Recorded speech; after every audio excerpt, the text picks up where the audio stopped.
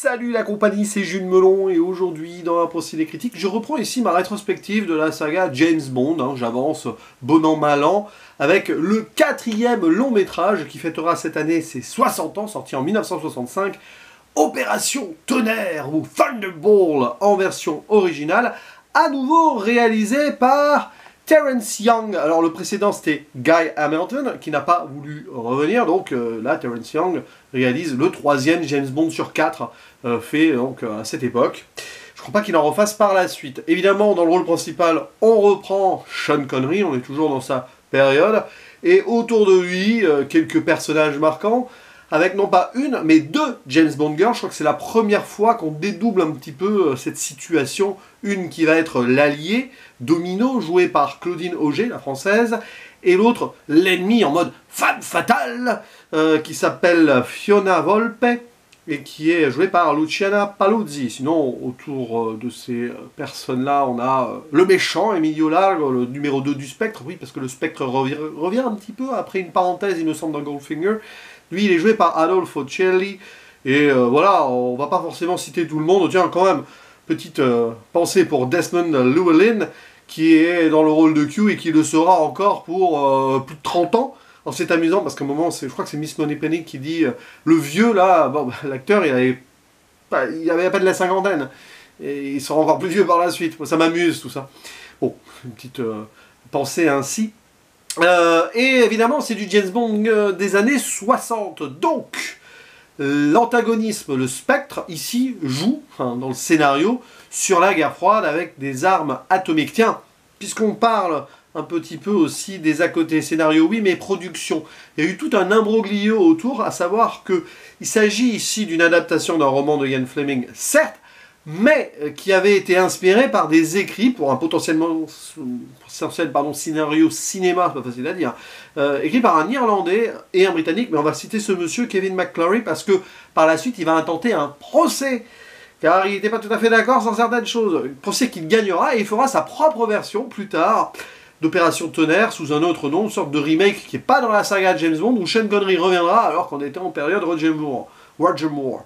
Oh, particulier quand même comme situation. Et c'est très amusant parce que la femme fatale méchante là, qui est italienne du coup, était irlandaise à la base, comme le monsieur. C'est comme si dans la production on a voulu changer.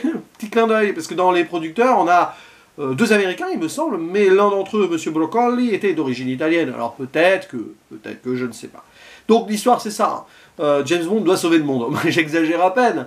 Mais le Spectre a dérobé, je crois, 2 armes nucléaires, atomiques, quelque chose comme ça. Et il faut empêcher que ça tourne mal. Les gouvernements peuvent payer une rançon très très large à coups de millions de dollars. Mais ce serait mieux quand même de les arrêter sans leur déverser le moindre argent et sans surtout que tout explose. D'ailleurs c'est intéressant parce qu'à l'époque on ne savait pas trop si le Spectre était en mode récupérer du pognon en faisant chanter les gouvernements de ce monde ou peut-être créer le chaos. Par la suite on aura plusieurs réponses. Une réponse qu'on n'a pas là c'est que le numéro du Spectre reste caché. Ici à l'image avec son chat là, voilà. Moi quand j'étais plus jeune je pensais plus à Inspecteur Gadget là, mais c'est une inspiration. Bah tiens, parlons-en, quand j'étais plus jeune, Opération Tonnerre, Thunderball, ça fait partie de ces James Bond que j'ai peut-être partiellement vu à la télé. Je crois que j'en ai déjà parlé sur une de mes 3 vidéos, ou peut-être plus précédentes, autour du début de la saga en tout cas. C'est que j'ai jamais vraiment su lesquels j'ai vu consciemment, mais j'ai vu tellement d'images, et puis quand j'étais plus jeune à la télé, je ne pouvais pas forcément tout le temps aller au bout des films. Et j'avais pas le réflexe forcément de mettre des VHS pour ces films-là, car j'étais pas fan de films d'espionnage. James Bond, j'ai pas vraiment grandi avec, si ce n'est donc, à part certaines images et certaines scènes. Et là, oui, je pense avoir vu quelques petits moments de ce film à la télé à l'époque, notamment avec les requins qui apparaissent, parce qu'il y a des requins. Mais je suis probablement pas allé au bout. En tout cas, c'est un film très aquatique, Opération Thunderball, et pour cause, James Bond, pour sauver tout ça la mise et suivre le numéro du Spectre, après quelques aventures au début, là, il doit aller jusqu'aux Bahamas, à Nassau. Et dans les années 60, c'était encore un territoire britannique, puisque les Bahamas seront indépendants qu'en 1973, si je ne m'abuse, si j'ai les bonnes mémoires par rapport à la civilisation britannique et tout. Donc oui, il y a des relents un peu colonialistes, vous voyez, si vous voulez, sur certaines approches. Je vais revenir sur certains points, parce que oui, le film, là-dessus, en le remettant dans son contexte, certes, d'accord, mais en le voyant aujourd'hui, il y a des choses à redire. Mais c'est toujours pareil, surtout que là, je le découvre pleinement et consciemment, très sur le tard. Donc, fatalement, j'ai ce point de vue-là. Ce qui est intéressant, c'est que c'est pas le meilleur des quatre. Hein. Je me demande même si c'est pas le plus problématique et faiblard des quatre, mais attention, je ne vais pas non plus dire que c'est très mauvais. Je pense qu'au contraire, sur certaines choses, en tout cas, novatrices à l'écran à l'époque, c'était assez osé, ambitieux, hein, on va dire. Notamment donc sur ces scènes sous l'eau, qui parfois sont trop étirées parce qu'on sent qu'ils voulaient utiliser l'idée, et à la base c'est très bien. Je crois qu'il y a le superviseur de la série Flipper là-dedans. J'y ai pensé, parce qu'après il y a le film Flipper, voilà, bien après dans les années 90, il y a des scènes qui sont très proches. Voilà, bon, d'autres films aquatiques évidemment, mais bon, je n'ai pas encore vu Le Grand Bleu, tiens. Enfin, pareil, Le Grand Bleu, j'ai des souvenirs comme ça à la télé, mais j'ai jamais vu en entier, il faudra que j'en parle. Quand bien même le réalisateur soit celui dont on ne va pas forcément citer le nom ici, c'est pas la peine. Mais peu importe. Et là, donc, il y a des moments où c'est assez épique, mais épique étouffé sous l'eau. Alors c'est intéressant, parce que la musique derrière de John Barry, tiens, on peut en parler, est plutôt bonne là, pas forcément égale sur tout le film, quand bien même le générique d'intro est assez marquant avec Tom Jones, quelle voix. Alors sur cette chanson, encore plus, je trouve qu'il est extraordinaire. Bon, et l'ambiance est là, mais après c'est vrai que c'est un peu long, et évidemment c'est artificiel sur certains points, notamment sur l'écriture, dans le sens où beaucoup de choses arrivent un peu par hasard et des grosses ficelles, mais on l'accepte avec James Bond, parce que c'est pas un super-héros, certes, mais c'est un personnage tellement emblématique, déjà à l'époque, que finalement on lui fait vivre des situations où on va pas chercher trop midi à 14h. Et là, j'ai envie de dire que dans ce film, Sean Connery et James Bond sont la même personne du coup, et comme un poisson dans l'eau. Et c'est vrai qu'il y a toute cette idée d'aquatique, même dans des références, en utilisant aussi le côté les requins, hein, bien avant les Dents de la Mer du coup. Il y a même une scène aquatique un petit peu sexuelle, et on joue là-dessus, même avec des formulations, on joue sur l'humour un peu, il y a un peu plus d'humour dans ce film-là que les précédents, il me semble. Hein. Par exemple, voilà, James Bond, c'est comme un requin, d'ailleurs, dans la chanson de Tom Jones au début, il y a ça dans les paroles, et il y a ces idées-là, bon, les requins, on les voit vraiment, mais aussi, à un moment, il y a un des sous-fifres de l'argot, là, qui est renvoyé à son chef, en mode, c'est du menu frottin. Voilà. Et après, il va être bouffé par le requin d'ailleurs, donc c'est clairement ça. Donc vous voyez, l'humour même visuel et d'une scène à l'autre, ça c'est bien. J'aime bien dans cette écriture-là. Il y a un petit décalage qui se fait. Et après, sur les actions, bah, ça passe quoi. C'est intéressant dans les personnages autour de James Bond qui, j'ai l'impression, sont un peu mieux écrits, enfin, plus écrits en tout cas que les précédents, notamment sur les personnages féminins. Bien sûr, on va revenir sur ce point. Bon, la méchante, elle a son caractère, mais quand même. Et le sidekick, enfin, l'assistante Nomino, si vous voulez, elle, sur sa finalité, au moins, va pouvoir accomplir quelque chose. Mais bon, sur le reste, hein, voilà. Alors, je voulais revenir sur quelques petits points, notamment l'introduction qui est particulièrement rapide. C'est-à-dire qu'en 3-4 minutes de pré-générique, hein, si vous voulez, où il y a cette histoire de numéro 6 ou 7, je ne sais plus, du Spectre, français d'ailleurs, qui est soi-disant mort, mais il s'est déguisé en sa veuve. Ok. Bon, c'est...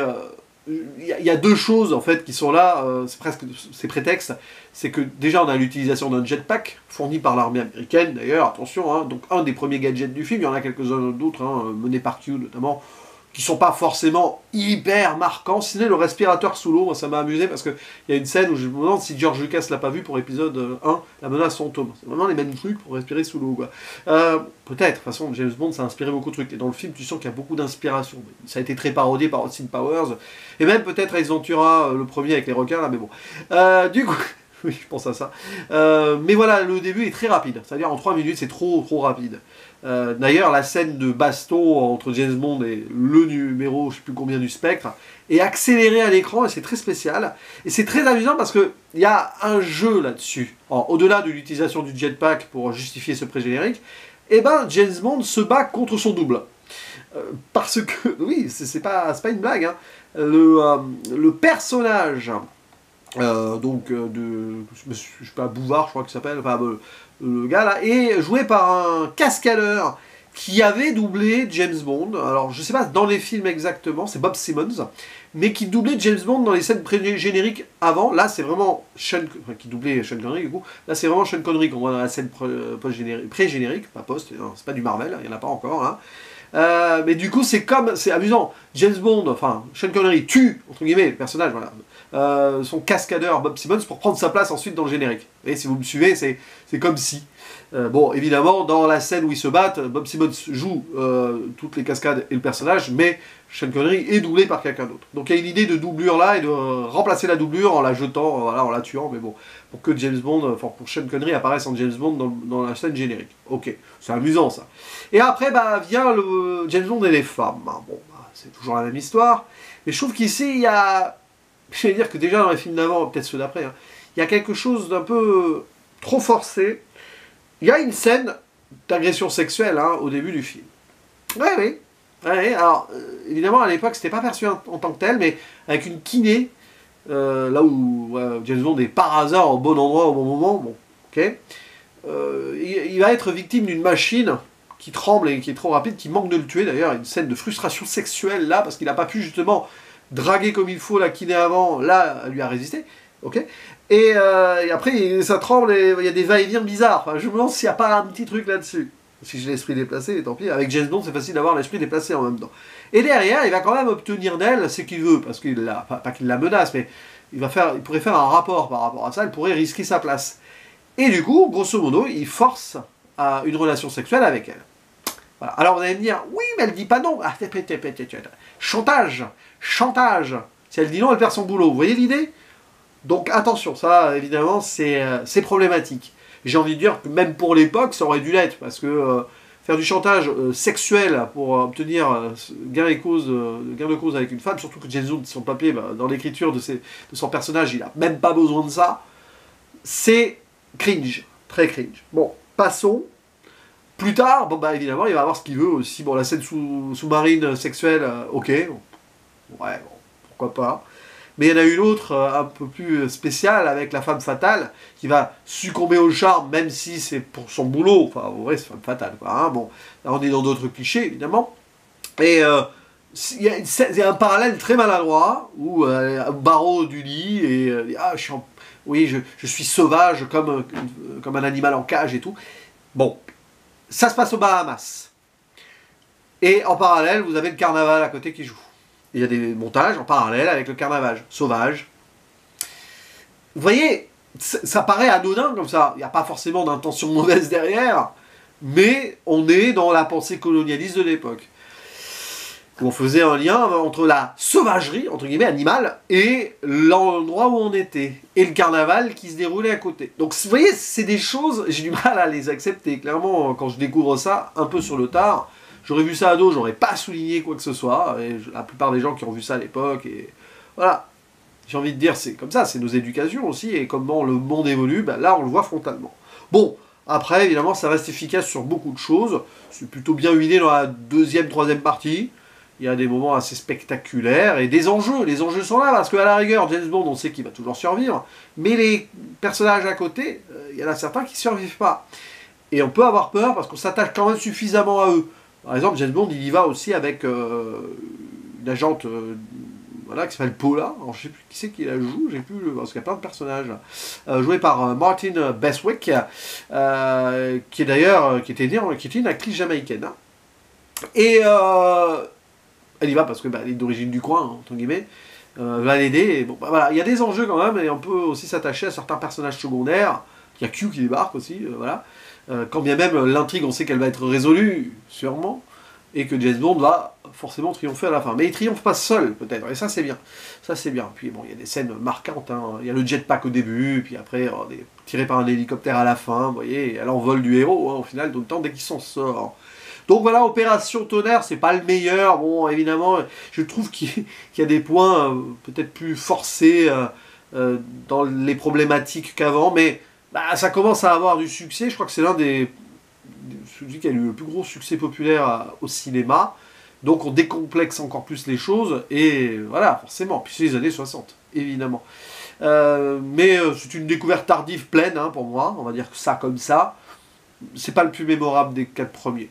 Voilà, c'est comme ça. Après, il y a quand même des choses qu'on peut retenir, il y a des scènes qui vont rester. Et c'est souvent comme ça, c'est James Bond. Hein. Si on n'est pas ultra spécialiste ou fanatique et très attiré par le genre, ce qui est mon cas, même s'il y a des bons films dans le genre que j'aime bien voir, quoi. Mais c'est pas non plus ma Madeleine de Proust. il y a toujours des moments qu'on va sauver qui vont rester cristallisés dans l'esprit. Donc c'était plutôt bien mené. Quand bien même sur la réalisation, je trouve que c'est un peu paresseux parfois. Bon, après, on va pardonner à ce point-là, parce que Terence Young y revient et c'était pas prévu. Peut-être qu'il n'avait pas spécialement très envie. Bon, contre un bon chèque, quand même, on dit oui. Et c'est peut-être pour ça qu'il n'a pas eu le temps forcément de trop travailler certaines choses. D'ailleurs, il a appelé une équipe secondaire pour les scènes aquatiques, parce qu'il savait certainement que ça allait être compliqué pour lui. N'hésitez pas à dire en commentaire ce que vous pensez de ce James Bond très estival en même temps. Hein, ça se passe aux Bahamas, c'est pour ça que j'ai mis cette chemise. J'attends vos commentaires au tournant, et puis on en discute. Allez, à la prochaine. Ciao.